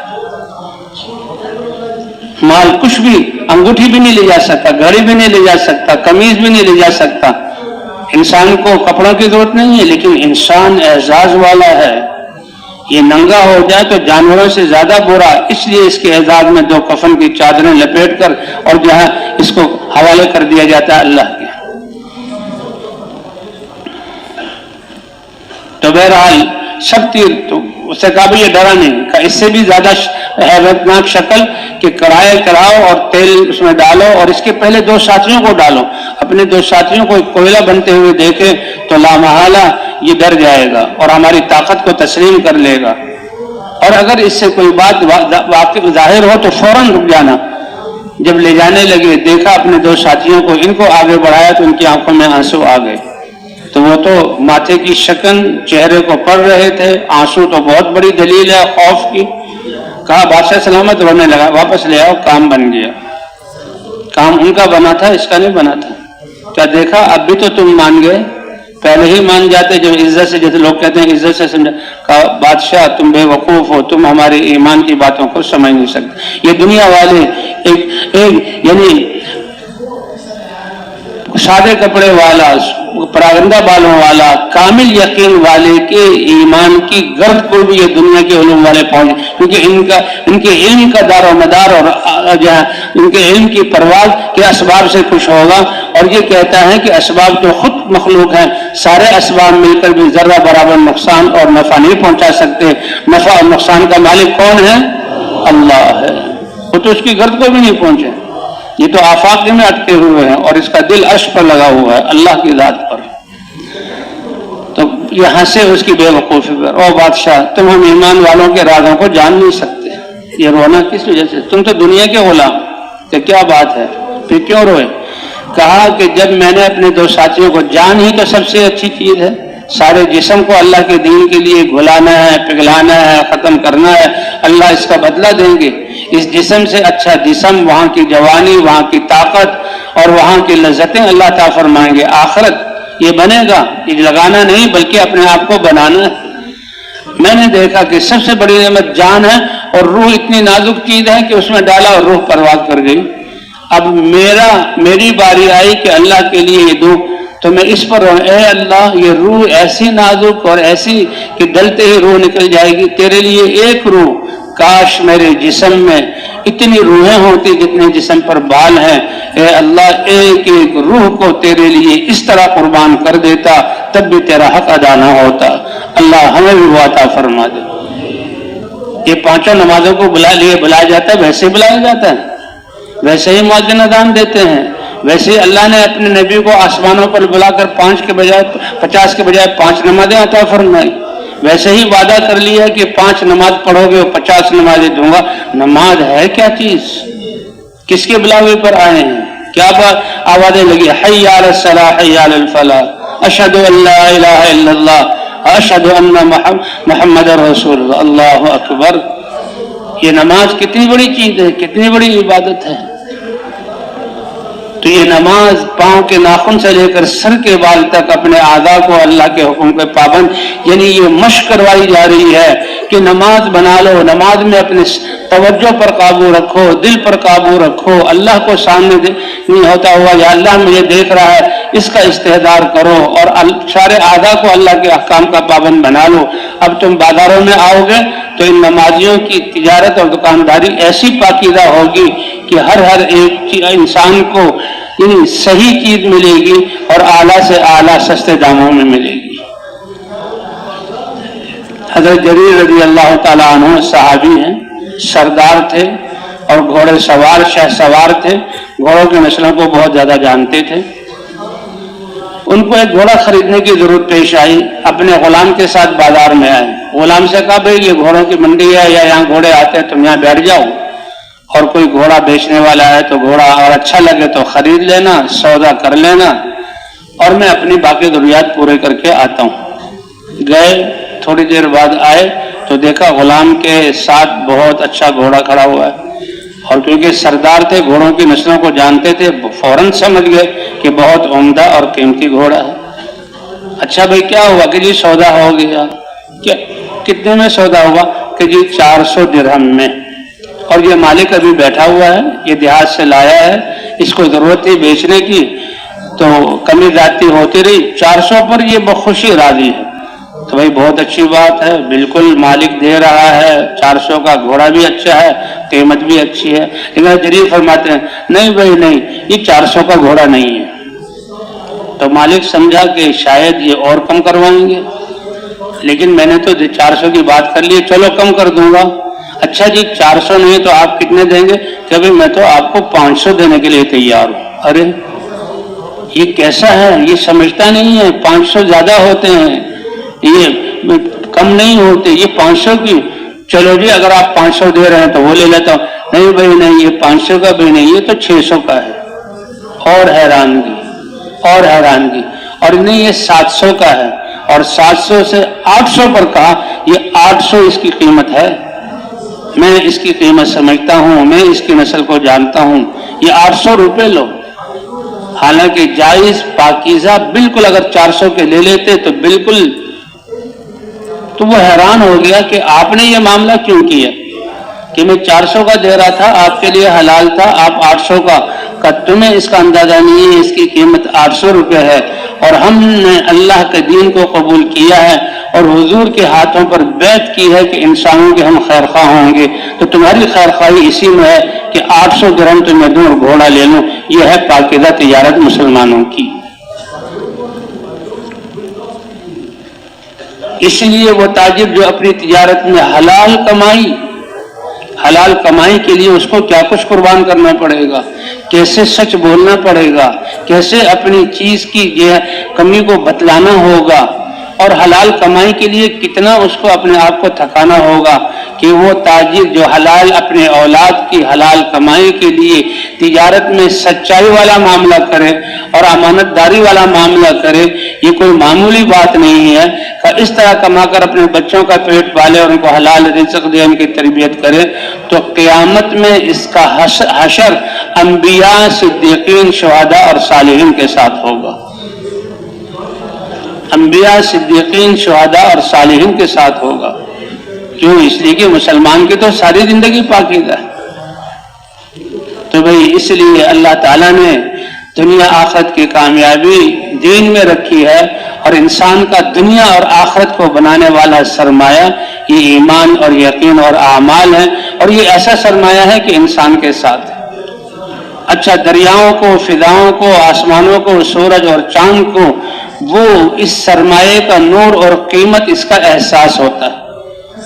اس کے ساتھ نور ایسا ہوتا ہے، ہم نہیں اس کا احساس کرتے.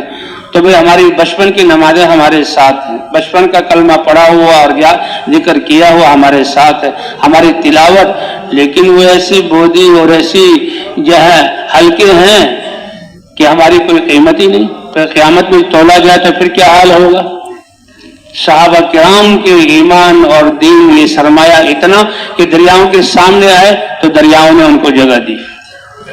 اگر جنگل میں داخل ہوئے، جنگل کے درندے پھاڑ کھانے کے لیے آنے کے بجائے ان کو راستہ بتلایا. اور اگر پہاڑوں سے بھونچال نکلا اور لاوا پکا بستیوں کو ان کے ہاتھ کرنے پر لاوے کو پیچھے دھکیل کر اس کو بند کر دیا. اگر دریا خشک ہو گیا حالات کی وجہ سے اور امیر المومنین کا خط آتا ہے عمر کا، اے دریا اگر تم اپنی مرضی سے جاری ہوتے ہو تو ہم کبھی تمہیں نہیں کہیں گے کہ تم جہاں جاری ہو جاؤ. حالانکہ سارے مصر والے تو دریا کو ایسے ہی پوج رہے ہیں کہ دریا کے پانی سے ہماری زمینیں اور زمین سے ہماری یہ پرورش، لہذا زمینیں ہمارا رب اور یہ دریا ہمارا رب. اور اس کے لیے ہم ایک بے گناہ بچی کو جو بالکل اس کا کوئی گناہ نہیں اور اس کو زیور پہنا کر پانی میں ڈبو کر بھینٹ چڑھا دیں گے، پھر یہ دریا آئے گا. وہ اس دریا کی اتنی مان رہے ہیں.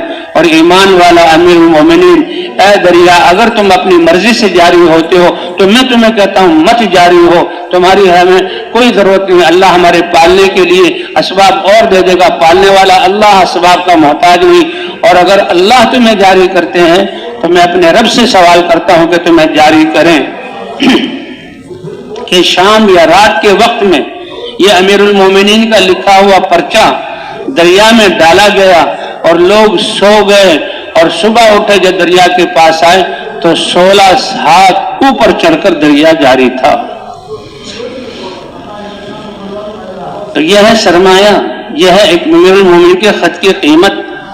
یہ ہے ہمارے ایمان اور یقین اور توکل اور نماز اور روزے اور پاکیزہ تجارت، اللہ کا ذکر، یہ سب سرمایہ ہمارے ساتھ ہے. اور اس میں قیمت اور چمک اخلاص اور ایمان سے آتی ہے. ایمان اور اخلاص کے لیے دعوت والی محنت اور قربانی کی ضرورت ہے. वल्लज़ीना आमनू अशद्दु हुब्बन लिल्लाह। जैसे 5 दफा घरों को छुड़वाया जाता है, गहरी नींद है और अभी ठंडी हवाएं चली है, तो अल्लाह अकबर की सदाएं सुनकर इसके दिल में अल्लाह की ऐसी मोहब्बत कि इस आवाज ने कानों में रस घोला और इसने बिस्तर छोड़ा और वजू करके मस्जिद की तरफ आ गया। बल्कि इससे भी अगले दर्जे वाले बंदे, वो तो आधी रात से उठकर अल्लाह की हम कलामी में मशगूल थे। वो तो 3-4 घंटे की नींद पूरी की, वो तो अल्लाह के सामने खड़े हुए।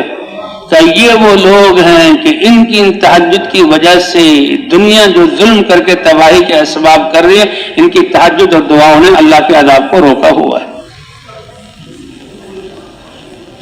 कि जब मैं अजाब भेजने का इरादा करता हूं, देखता हूं रातों को उठकर अल्लाह के सामने रोने वाले और दुआएं करने वाले मौजूद हैं, इनकी दुआओं और आंसुओं पर वो अजाब जो इनकी बस्तियों की बस्तियों को उड़ा दे, मैं वो रोक देता हूं। वो तो रातों को उठते हैं, अल्लाह के सामने रोते हैं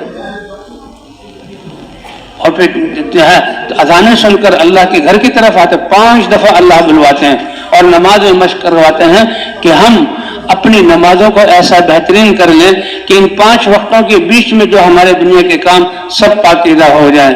तब इसकी भी कोशिश करेंगे ना इंशाअल्लाह, अल्लाह के रास्ते में निकलकर इसको भी कब बनाना। और अपने अखलाक की इतनी बड़ी खिदमत इंसानियत की और अल्लाह को ऐसी पसंद, और हम बुला रहे हैं तो जो नबियों के अखलाक थे, ए नबी मेरे ये बंदे तुम्हें तकलीफें देंगे, तुम्हें जादूगर और पागल कहेंगे और तुम्हारी जो है इज्जत को ठेस पहुंचाएंगे, लेकिन सब्र करना।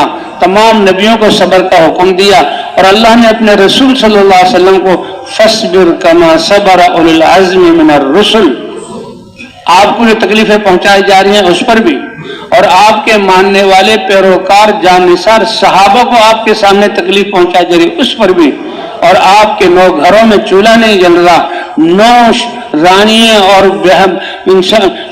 औरतों की सरदार 9 बीवियां, उनके घरों में चूल्हा नहीं जल रहा। हम तो एक घर के फक्र फाके और हालात पर रोने लगते हैं, हुजूर के 9 घरों में मुजाहिदा है, 9 घरों में जहाँ चूल्हा नहीं जल रहा, आप 9 घरों की मुशक्कत को बर्दाश्त कर रहे हैं। और हुक्म क्या है? फस्बिर कमा सबर उलुल अज़्म मिनर रुसुल, जिसे हिम्मत वाले जैसा अंबिया ने सब्र किया, आप तो उनसे बड़े, आप सब्र कीजिए। वलमन सबरा, जिसने वगफरा, जो सब्र करे और अपने ऊपर की जातियों को माफ कर दे, अल्लाह उसको तमगा दे रहे हैं, ये हिम्मत वाले कामों में से है। तो सहाबा किराम ऐसी मेहनत करने वाले कि मदीने से उठे, उनके घर जो है मिट्टी के और जो है ऊन की खैमों के, उनके घरों में आग नहीं जलती कि पकाने की चीज नहीं है, उनके घरों में चीज एक दिए की रोशनी नहीं है कि तेल नहीं है। आज तो हमारे घर कितनी रोशनियों से और हमारे घर कैसे ठंडे और गर्म पानी से और कितनी नेमतों से, इतनी नेमतें अल्लाह ने दी हैं, कपड़ों के एतबार से, रिहाइश के एतबार से और ये रोशनी के एतबार से, पीने और खाने के एतबार से इतनी नेमतें अल्लाह ने दी हैं। और फिर अल्लाह ने हमें कबूल किया है कि मेरे कलमे को जो है बुलंद करो, पहुंचाओ इंसानों तक। अल्लाह हमें इसकी तौफीक अता फरमाए, अल्लाह हमें इसकी तौफीक अता फरमाए। इसलिए भाई ये जिंदगी अल्लाह ने हमें मुसलमान बनाया और हुजूर सल्लल्लाहु अलैहि वसल्लम की उम्मत में पैदा किया।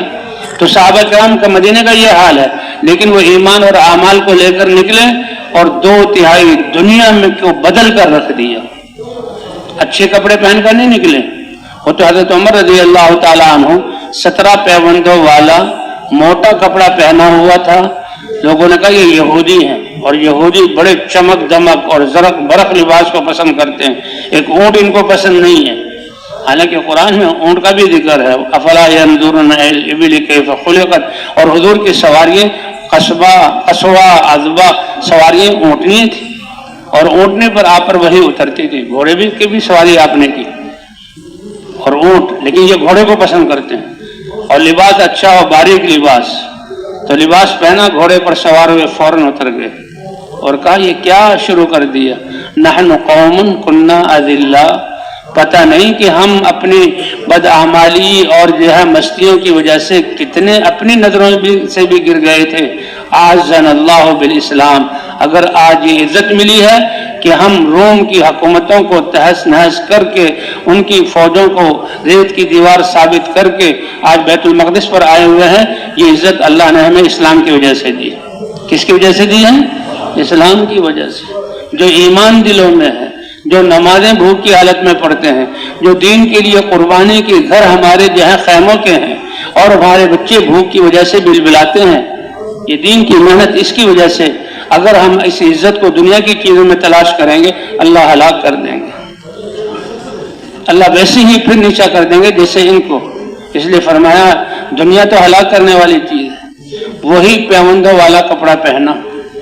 تو یہ اللہ نے کامیابی دین میں رکھی ہے، اور دین کا آنا نبیوں کی محنت سے ہے۔ محنت بھی صحیح ہو، صحیح محنت ہوگی، ورنہ جیسے خالی ہاتھ مسلمان واویلا کرتے ہیں، ساری دنیا کی بادشاہتیں مل جائیں، دین اپنے پورے کمال کے ساتھ زندہ نہ ہو اور دین کی محنت پر حضور کے طریقے پہ نہ ہو، تو پھر بھی ان کے حالات نہیں بنیں گے۔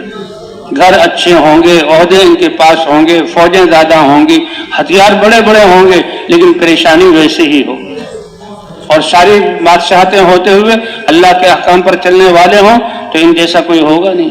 اور کچھ بھی نہ ہو، اللہ کے احکام پر چلنے والے ہوں، اللہ وہ اطمینان دیں گے جو صحابہ کو دیا تھا۔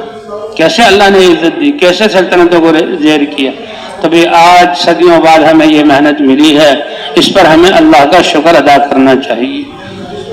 اور یہ محنت ابھی تو ہم صرف ابتدائی درجے کی محنت کر رہے ہیں۔ الف با تا سا میں ہے کہ جی مشورہ مضبوط ہو جائے، گشت ہو جائے، سہ روزہ لگ جائے، تعلیم، یہ تو بلکہ ہم نے تو اپنے پورے معاشرے کو بدلنا ہے۔ جیسے بھی قصہ سنا ہے جلیل بجلی کا کہ 400 کا گھوڑا خریدا، 800 روپے دیے، اور فرمایا اس لیے کہ ہم نے حضرت محمد صلی اللہ علیہ وسلم کے ہاتھ پر بیعت کی ہے کہ ہم لوگوں کی ہمدردی خیر خواہی۔ مجھے پتا تھا کہ 800 کا ہے، 400 کا مل گیا، میرا تو فائدہ ہوا لیکن اس کا 400 کا نقصان ہو گیا۔ اس میں قباحت کوئی نہیں ہے، لیکن دل نے گوارا نہ کیا کہ 400 کی جو نقصان ہے وہ اس کو نہ دوں، ورنہ پھر حلال تھی۔ جب ایسی پاکیزہ تجارتیں ہوں گی اور ایسی پاکیزہ دفاتر کا کام ہوگا امانت والا، اور ایسے جہاں پاکیزہ فیصلے ہوں گے، تو امن کا ایسا گہوارہ بنائیں گے کہ یہ مریخ پر جانے والے، راکٹوں میں سفر کرنے والے، اور یہ دنیا کے اسباب، ان کے گھر سونے چاندی کے بنے ہوئے، دل ان کے اتنے ویران اور دیے بے چین اتنے ہوں گے کہ مجبور ہوں گے ان جھونپڑیوں والوں سے کہیں گے اللہ کے لیے یہ زندگی ہمیں بھی سکھا دو۔